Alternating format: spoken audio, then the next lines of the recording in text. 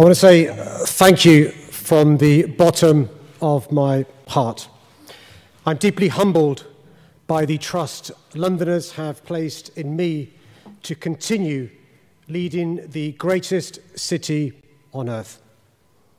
I promise to strain every sinew to help build a better and brighter future for London after the dark days of the pandemic, and to create a greener, fairer and safer city where all Londoners get the opportunities they need to fulfil their potential. I'm proud to have won an overwhelming mandate today. I want to thank everyone who voted for me, Labour voters and non-Labour voters. And also want to speak directly to every Londoner who didn't vote for me this week. I'll never ignore your voice, your concerns, or your worries. I'll always be a mayor for all Londoners, working to improve the lives of every single person in this city.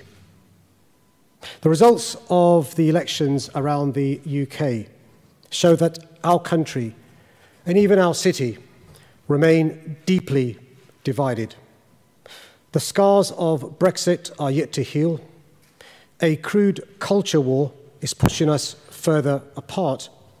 There's a growing gap between our cities and towns, and economic inequality is getting worse, both within London and between different parts of our country.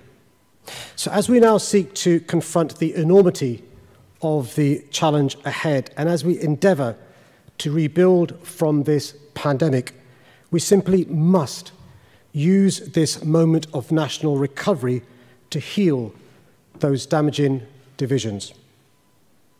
I often talk about the different experiences I've lived during my life and how they've shaped my identity.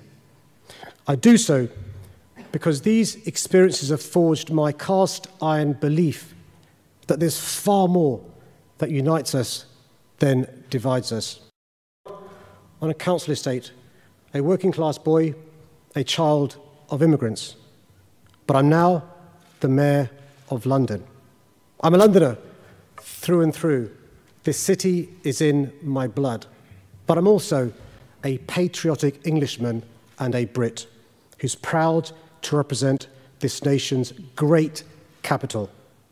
The experiences I've had through my life have shaped my belief that we all have a responsibility to do everything we can to build the bridges that bring us together rather than the walls that can only drive us further apart. This virus doesn't care whether you live in London or Liverpool, whether you're a Brexiteer or a Remainer, or what you think it means to be woke. We're only defeating it by acting together and by helping each other. So now we must capture and harness that spirit of unity and cooperation to build a better and brighter future. And it's in this spirit I promise to lead London over the next 3 years, building bridges between the different communities in our city, building bridges across cultural, social and class divides, building bridges between London and the rest of the country to ensure London can play its part in a national recovery, and building bridges between City Hall and the government, because we must all work together to build a brighter, greener and more equal future for London and for our entire country after the pandemic. It's not a competition between areas. People without a good job or living in poverty need help wherever they are. I want to finish by saying thank you. Thank you to my wife Sadia and my family for your endless support. It's been a tough 5 years, and I know how lucky I am to have you. Thank you to the returning officer, Mary Harpley, your team, and those across London for delivering this election under incredibly difficult circumstances.